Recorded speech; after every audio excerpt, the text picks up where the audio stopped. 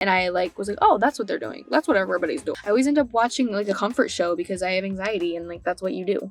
And I would love to be that girl. God, if you're listening, I want what I'm doing to feel natural and I don't want to have to think so much about calories. And it also feels like you never got that. You feel like you're missing out, but then you also feel like you're too. It's just a whole mind.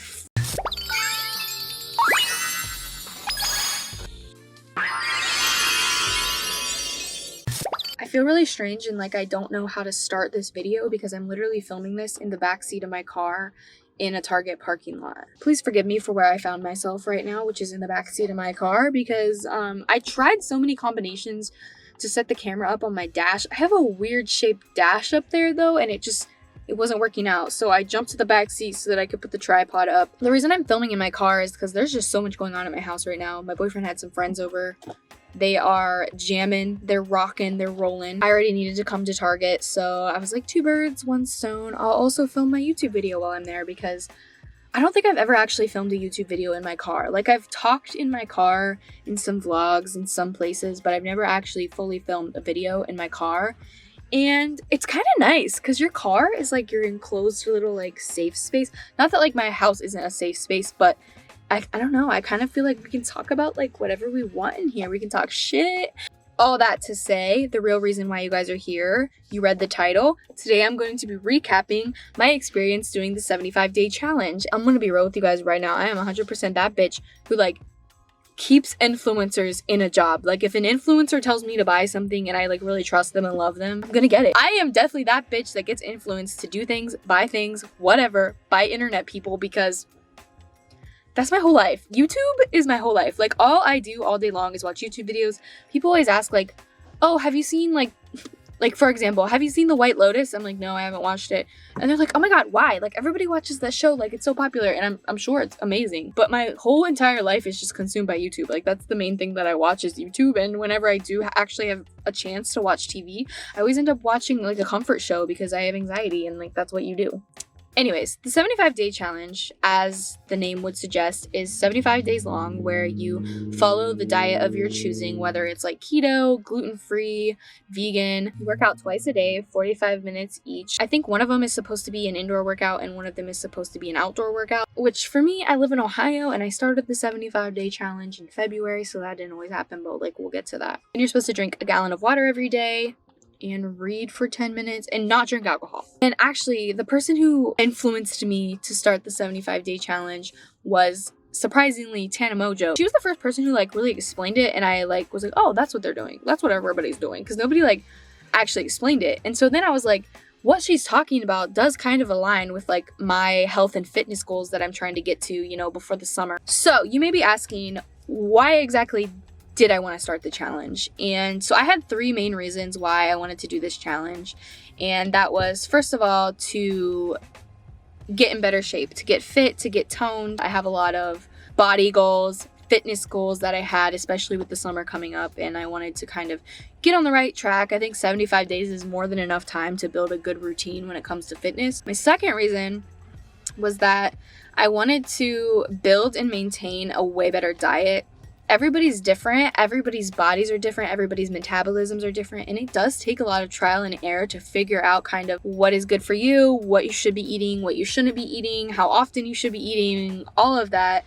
And I'm still actually, even after the 75 days of like really putting a lot of effort into that, like I'm still learning a lot of that. Like I'm just a person, you're just a person, we're just people. I mean, without a professional like nutritionist or, you know, other people who can like build meal plans for you, it's really difficult to figure out kind of what you should be eating to align with kind of what you're also doing in the gym. So that's been really interesting. And the third reason why I wanted to start this is I wanted to sort of mend the relationship that I have to alcohol. And I think that this 75 days of not drinking it at all kind of gave me a lot of time to reflect on how I'm drinking alcohol, what purpose it kind of serves in my life and that type of thing. And we'll get into that. Hey guys, this is Editing Serena popping in here right now to let you know I forgot to say this in the video, but I wanted to provide a trigger warning because in this next section of the video, we do kind of lightly touch on the topic of EDs, body dysmorphia, and substance abuse. If you are at all triggered or sensitive to those topics, please click out of the video. Just wanted to give that warning. We don't go into too much detail about them, but just wanted to let you know. Part 1.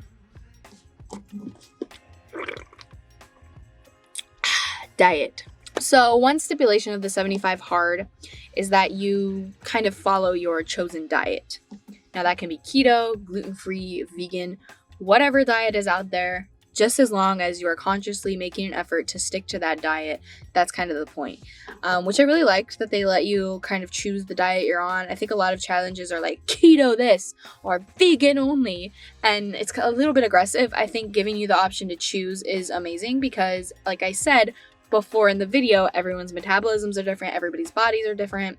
What you should and shouldn't be eating is gonna vary from person to person. I mean, I think we all know that bitch who can literally eat 10 pieces of chocolate cake every single day and has a quick enough metabolism to never gain a single pound.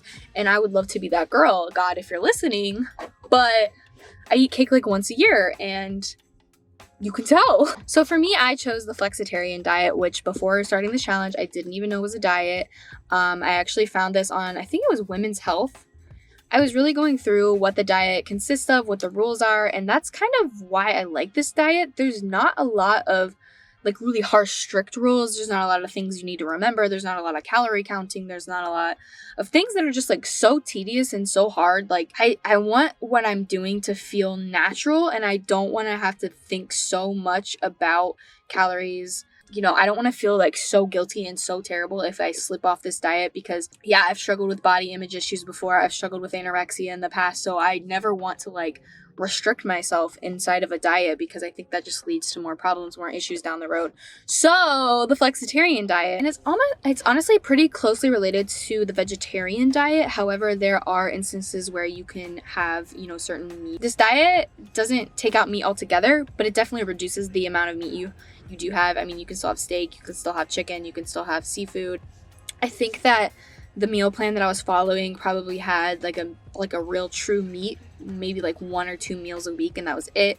The rest was all like tofu, plant-based, a lot of vegetables, a lot of really healthy greens, a lot of things like that. And the diet honestly really does emphasize like having a cheat meal every week, having 1 to 2 cheat meals every week where you just go to McDonald's or you have a food that's like so unhealthy, like have pasta, have this, have that, because you're gonna fall off if you never eat food for enjoyment, if you never eat the food that you truly do love. Like a bitch loves fucking french fries. Like that's the one thing that I'm just like, I know it's bad for you, I know you shouldn't have it, but I think like once a week, once every couple weeks, like you should be able to indulge in foods that are really like, I was about to say really good for you, but not good for you like health wise, just good for you like you like them and you want to eat them. I think that that's so amazing. I love that this diet has that built into it so that you don't have to feel like you've fallen off, or you don't have to feel guilty, or you don't have to spiral. That's the thing. Like if I was following like a keto diet or like gluten-free, I don't know, something that like is very strict and very like hard to keep up with, I would just feel really terrible if I ever made a mistake, and that's not really healthy for me. It's definitely not healthy for me in my journey healing from an eating disorder. So I really do like the flexitarian diet. I'm a fan of it, and I think like from now on until like the rest of my life, I'm always gonna follow a pretty similar diet to this. I mean, I really did love it. Part 2, getting fit. So this is definitely an area where I did not follow as strictly during the 75 days. Like I did not work out twice a day, every single day for 75 days. I just didn't do. But on a day where I did do both, basically for me, this is what it looks like. So, and this is like a whole nother video in itself, but lately I've just had so much gym anxiety that I really, even though I was working out like consistently almost every single day, I was never going to the gym. My workouts were basically work from home workouts. I would weightlift. I would do everything except cardio. I would weightlift. I would do Pilates, I would do abs. A lot of it though was pretty heavy on the Pilates, which is kind of like using your own body weight to strengthen the core. There's some like upper body, lower body, your butt workouts. Like I did all of those at home. I would say in total, I would get up around like 5-ish. In total, I think the workout took me normally about like right under an hour and a half. Then if I did work out the second part of the day, I would just do an ab circuit and go for a walk with my boyfriend around the neighborhood, because, you know, we usually like after we cook dinner and eat dinner, would like walk around the neighborhood, probably walk about like a mile or so. Yeah, I would consider that like my second workout of the day, even though, I mean, if you want to consider, I mean, it is a workout. You are getting your body moving, but how rigorous that workout is up for debate, you know. But I honestly didn't work out every single day. Like, there were some weeks where I would work out 7 days in a row and I would be really consistent and it was great. And then there were some weeks where I was doing like 3, 4, maybe 5 days. There were weeks where I did like only 3 days that week. I mean, the working out part I did fall off a little. So, you know, how you can penalize me for that, how I did or did not complete the challenge. I'm one of those people that when my mental health is really bad, when I'm feeling really depressed, like I can't get out of bed, I really don't want to work out. Like, I know some people say that like working out helps them feel better. I think working out for me does make me feel better, but if I'm already like depressed and sad, it's just gonna make it worse. So I just let it go. But I do think that even though I wasn't as consistent as I would have liked to have been, I do think that over this time I did lose weight, I did get more fit, I did get more toned. I definitely got stronger, and I think that honestly, what I've done and what I've accomplished in the past 75 days as far as working out is going to get me closer to actually getting my ass back into a gym. Like, I feel a little bit more confident. I feel a little bit less anxious. Like, honestly, this morning, the reason I didn't do it is because I woke up late, but I was like mentally preparing myself for like 3 days. That Saturday morning, I was going to wake up early and I was going to go to the gym and I was going to do the Stairmaster because it's like good cardio for you. And I ended up like running out of time and not having time to do that. So that's unfortunate. But I do feel like forcing myself to work out as much as I did over the past 75 days has really gotten me way more confident. And I don't know, maybe like by next week, like you'll see me in the gym pretty regularly.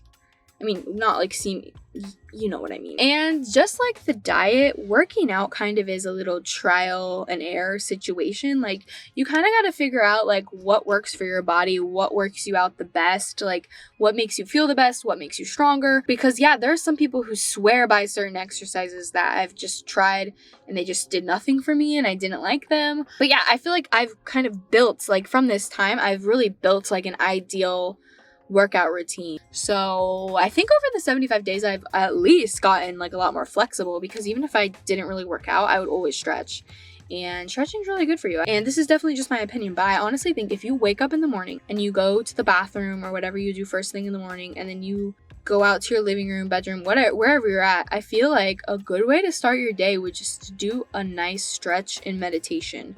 Now, that is so unrealistic because I always say that and then like don't actually fucking do it. But I feel like if I woke up every morning and just stretched and meditated like first thing in the morning, like didn't even look at my phone, nothing else, I feel like my days would be a lot better. Part 3, alcohol. Now, this part, I feel so uncomfortable talking about alcohol, my relationship to alcohol. Bringing up anything that surrounds like alcohol or substance abuse is a little bit taboo. So we are supposed to feel, I guess, by society, we're supposed to feel a little uncomfy talking about it. But I've just had like such a weird relationship to alcohol. I feel like I have been drinking way too much. And I want to explain like what that looks like for me, and then how I think this time really mended that, or may start to mend that. I don't know. I never drank alcohol until I was 21, until I was in college, until I was like well into adulthood. I never drank alcohol. And I think that people always say like kids that don't drink alcohol in high school end up having like, this might be like such bullshit. There's probably no research done on this. I just feel like it's a common trope for like the kids that did not party in high school to have an elongated like quote unquote party phase, drinking phase after college. Now, some people are just more prone to that because that's just their lifestyle and they prefer it. But in other people, it's like, I feel like I'm rambling. Okay, this is like the ideal situation is like you don't drink until you're 21, you're in college. I mean, I would never encourage people to drink underage, but I feel like people go to college at 18 and it just ends up happening. They start drinking when they're in college. And then by the time they leave college, they have basically gone out and got obliterated almost every weekend for 4 years. So like that whole want to party, to drink, to go out is kind of like not gone, because you still will do those things as you progress and get further and further in life. Like you'll still do those things, but it's not really like that need, like, you want to do it all the time. I don't really know if I'm making any sense, but I'm just rambling at this point. Everything's just up in the air. I don't know. I didn't drink, like I said, I didn't drink in high school, and then I didn't really have like a college experience that is like everybody else's, where you go to school for 4 years, you meet your best friends in the fucking world, and you go out with them every weekend and you party all the time. Like, I did not have that. I did not have a normal college experience. I definitely transferred more than once to a different school and ended up like nearly dropping out, joining the military, and then resumed after I got done with military training. And at that point, I was well into my adulthood. I was like 25 at that point. No, I think I was 24. I was 24 at that point, but you know, I just wasn't in that part of my life where I wanted to live on campus, where I wanted to meet kids in the dorms, where I wanted to, you know, live that part of life that you do when you're 18 years old. Like, I was done with that. I didn't want to do it. And then it also feels like you never got that. You feel like you're missing out, but then you also feel like you're too, it's just a whole mind fuckery. I don't even know where I was going with that point. I feel like that's part of it, is like inside of me never got that fulfilled. And I don't know if that has anything to do with like drinking alcohol now. Probably not. But I do think that's like a little bit of a contributing factor, because, you know, everyone says like you got to go get it out of you. You know, like people that are getting married, they always say like, go get all your flings out of you now so you won't like cheat on your wife. I don't know if that's actually a thing. I may have just like made this all up in my mind, but I feel like there is something to it. There is something about having that like time of your life where it's like, that's what you do. But yeah. And then I feel like when quarantine happened, you know, we were all in lockdown for a year, and I didn't drink at all. Like, I didn't go out. I didn't do anything.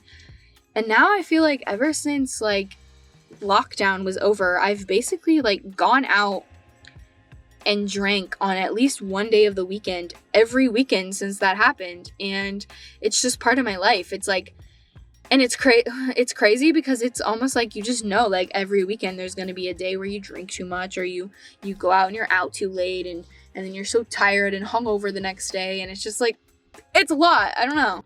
But for me now, like ever since I moved into the house that I'm in now with my boyfriend, I feel like I got into this routine where like I would go to work, and I don't get home from work until like 6 o'clock. Like, I work a strict like 9 to 5 job. I feel like when you like, I got into the habit where it was like, when I walk in the door, it's like you want to kind of decompress from the day.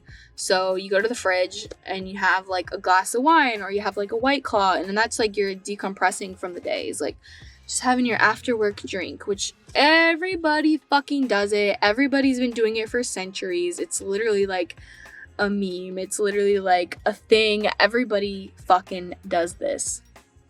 So I would go home and like have a drink, and then maybe like while drinking that drink, I would like either cook dinner, or I would like be waiting for while my boyfriend cooks dinner to like eat dinner, or you know, I'd be helping him in the kitchen cook dinner. Anyway, I feel like I got into this habit where it was like, come home from work, have that like decompressant drink, have a drink while you're cooking dinner, / while you're eating dinner, and then sometimes I would have a third drink, and then by that point it's like you're gonna wake up in the morning with I almost had a hangover.